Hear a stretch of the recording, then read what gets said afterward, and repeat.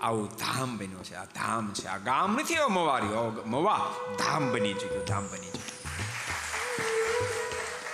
જાવજો બ્રહ્માના માલિક સ્વયં ભગવાન શ્રી બિરાજમાન મધ્યખંડમાં થઈ ચૂક્યા.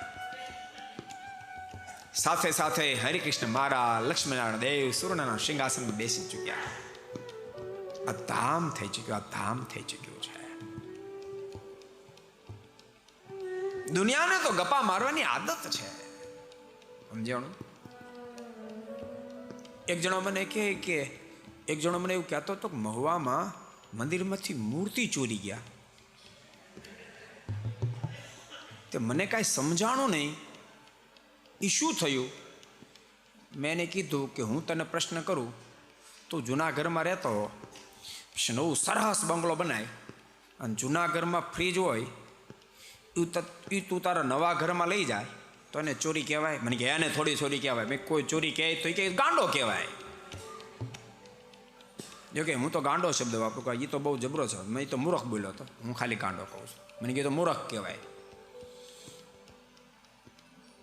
વાસ્તવિકતા એ છે, જૂનું મંદિર પણ ગઢપુરપતિ ગોપીનાથજીમાં નહોતું આવવાનું, આ પણ ગઢપુરપતિ ગોપીનાથજીમાં નહોતું આવવાનું.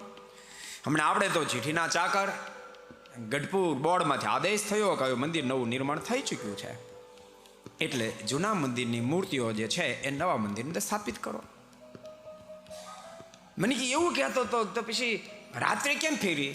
મેં એને લઈને એને દિવસે ફેરવવાનું નતું એટલે રાતે ફેરવી. કેમ ફેરવી? એટલે મને કે આટલું બધું કેમ ઊંચા નહીં? બહુ થાય. મેં થાય જ ને બિચારા, એનું ધાર્યું થયું નહીં, એની મનની મનમાં રહી ગઈ એટલે બિચારો ઊંચા નીચા. બીજું કોઈ કારણ નથી ઊંચા નીચા થવું, એની મનની મનમાં રહી ગઈ. એના મનમાં સંકલ્પો હતા, ફોન આવતા હતા, જોઈ લેજો કેમ મૂર્તિ ફેરવી શકાય, અમે નથી ફેરવા દેવાના, ગમે તેમ થાય તો મૂર્તિ નહીં ફેરવા દે, ભલે મંદિર બંધાયું. મેં કીધું અમે એને કહેતા હતા, સમજાવવાનો પ્રયાસ એ કરતા હતા કે ભલા માણસો, જે દાડે આ નવા મંદિરની જગ્યા લેવાની તે દાડે જ નક્કી થયું હતું કે જૂના મંદિરની મૂર્તિઓ નવા મંદિરે આવશે. મને કીધું એવું કહે છે કે ના એ મૂર્તિ નથી, મેં તો ગપ્પા મારે, નાના મારે મોટા મારે બધા ગપ્પા મારે, વાસ્તવિકતા નથી. સમજાણું? માણસ ક્યારેક નીચે ઉતરી જાય ને ત્યારે કેટલી હદે ખોટું બોલે, એની કોઈ હદ ન હોય. નાનો માણસ તો બોલે, મોટા ગપ્પા મારવા માંડે. તમે કલ્પના, નિજી સ્વાર્થને માટે, માત્ર નિજી સ્વાર્થને માટે ગપ્પા મારે. બહુ સ્પષ્ટ કહું છું, બિલકુલ વાત કમ્પ્લીટ હતી. એ વખતે કાશી સુધી પહોંચાયું હતું કે અમારે આવી રીતે મૂર્તિ મંદિર ચેન્જ કરવું છે, નવું કરવું છે, તો શું કરીએ? મૂર્તિ ચેન્જ કરી શકાય? ત્યાંથી આવી મોટા વિદ્વાને કીધું કે તમે મૂર્તિ ફેરવી શકશો. પછી તો મંદિરની જગ્યા ફાઇનલ કરવામાં આવી હતી. હું તમને એમ કહું, જે દાડ આપણે મંદિરની આ જગ્યા લીધી ત્યારે જૂના મંદિરમાં હજુ તો 50 માણા નહોતા આવતા, તો એમાં ક્યાંથી બીજું નવું મંદિર બંધાવી, ન્યા પાસે બીજા મૂર્તિ હાચું, ના બીજા હાચું, એવું ક્યાંથી વિચાર્યું કહો જી? અને અમુકને તો પૂરું બસ સાંભળ્યું એટલે ફાઇનલ, એ બોલ્યા એટલે ફાઇનલ. એટલે એવું ન હાલે. જરાક વિચાર કરવાનો, થોડોક વિચારવાનો. પેલો ભગત મને કે હા સારું થયું મેં તમને પૂછ્યું. મને કે આવા સંકલ્પ તો ઘણા બધા થતા છે, ક્યારેક તમે ઘર સભામાં કહી દેજો ને. મેં કહી દઈશ ક્યારેક. મને કે મારા જેવા બિચારા માની લે. અમે તો એમ જ માની લીધું હતું કે ત્યાંથી એમ કહે છે કે આ ખોટું, અમે આવું પરમિશન આપી નથી, ખોટું બોલે છે. મેં કીધું એને શું કહેવું આપણે? મેં જરૂર જવાબ આપી દઈશ. મને મને તો ખબર નહોતી કે જૂનું મંદિર ગોપીનાથજી મારું, તો આ ગોપીનાથજી મારું તમે વાત કરી, અમને તો હાવ ફિટ થઈ ગઈ કે ભાઈ જૂના ઘરમાંથી નવા ઘરમાં જાય તો સહજ જૂના ઘરની વસ્તુ નવા ઘર લઈ જાય, એમ લાવ્યા. અને તમને એમ કહું, ચોરીને લાવ્યો તમને ખબર શું? બી મૂર્તિ નહોતી મળતી, ચોરીને લઈ આવે. આ મૂર્તિ જો તમે માર્કેટમાં જે એનો ભાવ હોય એ ભાવના તમે લાવો તો મૂર્તિના 10 લાખ રૂપિયા થાય. મૂર્તિના 10 લાખ રૂપિયા થાય. શું આ 10 લાખની વ્યવસ્થા નહોતી જ નથી, ચોરીને લાવે? સમજાય છે મારી વાત? અને ત્યાંથી ઠાકોરજીને પધરાયા પછી કેટલા કરોડના સિંહાસન બેસાડી તમને ખબર? રૂપિયા 3.5 કરોડ રૂપિયાના સિંહાસનમાં લક્ષ્મીનારાયણ દેવ હરિકૃષ્ણ મહારાજને બેસાડ્યા. તમે દર્શન કરી શકો છો. અને ભક્તો, માસ્ટર કંઈક લિમિટ હોય. 5 વર્ષ થયા આપણે પરમ પૂજ્ય મહારાજને હારી પર 5 વર્ષમાં તમે કોઈ પણ પ્રવચન સાંભળજો, 50% સરદારની જ કથા હાલે. હવે એને બોર્ડ ચેન્જ કરવું જોઈએ. શાખોત્સવ હોય કે XYZ કોઈ એમ લખવું છે સરદાર કથા. આપણે કેમ લખીએ ભાગવતની કથા રૂપે શું આપણે લખીએ શ્રીમદ ભાગવતની કથા. સત્સંગજીને એમ લખીએ સત્સંગજીની કથા. બરોબર છે કે નહીં? હવે તમે બોર્ડ બીજું મારો પછી કથા બીજી કરો એ બરાબર કહેવાય? તમારે બોર્ડ ખરેખર બદલવાની જરૂર છે કે ભાઈ સરદાર કથા.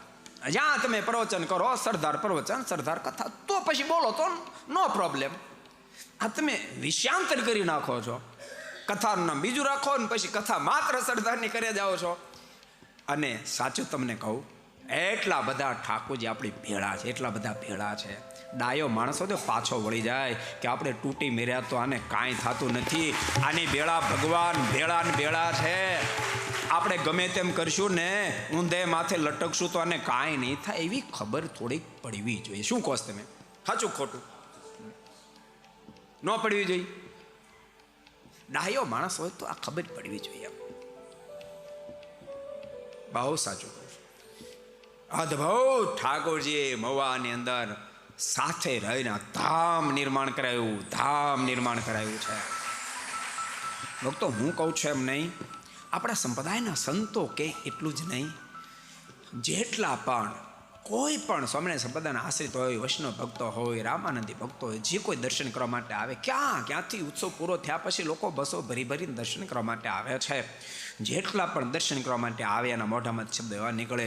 અમે સ્વામિનારાયણ સંપ્રદાયના ઘણા મંદિરો જોયા છે, મૂળ સંપ્રદાયના જોયા, સંપ્રદાયમાંથી બહાર નીકળેલાના મંદિરો પણ મોટા મોટા પથ્થરના જોયા છે.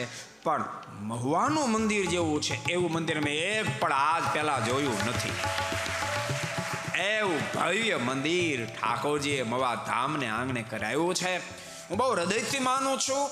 હું સંતોને, તમે બધા બેઠા ને કહું ને, મારી સંતોની શિબિરમાં આ વાત મેં 25 ફેર કીધી છે કે સંતો આજે ધામ નિર્માણ થયું ને નિમિત્ત આપણને ઠાકોરજી બનાવ્યો, બાકી આપણે બનાવ્યું સ્વયં ઠાકોરજીએ બનાવ્યું છે. સ્વયં ઠાકોર. ને તો આવું બને નહીં. અનેક પ્રકારના વિઘ્નો આવે, તમે કરવા જાઓ તો થાય નહીં. તમારા મનમાં તેમ હોય કે વાવણી વાવીએ ને વીઘે 25 મણ મગફળી થાવી, પણ વરસાદ થાય ને હો, ન તો બિયારણે જાય ન જાય. એમ ભગવાનના ભક્તો ખરેખર કહું છું, બિચારા આ મારે એટલા માટે પેલા ભગતે મને કીધું કે સામે ચોખવટ કરજો. કેટલાય બિચારા ભોળા ભક્તો ભેળવાઈ જાય, શબ્દ સાંભળે ને એમ થાય કે સ્વામીએ મૂર્તિની ચોરી કરી. એલા ભલા મણા, અનેક લોકોને મૂર્તિઓ મેં આપી છે, અનેક લોકોને આપી છે. ચોરીની ક્યાં વાત કરી? આખી જિંદગી મૂર્તિ આપતી જ રહેવાની, આખી જિંદગી આપતી જ રહેવી.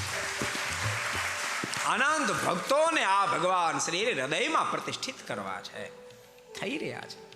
अगर ये वीडियो आपको पसंद आया हो तो लाइक करें और शेयर करना मत भूलिए. सब्सक्राइब करें सरदार कथा चैनल को और बेल आइकॉन पर क्लिक करना मत भूलिए लेटेस्ट वीडियो सबसे पहले पाने के लिए.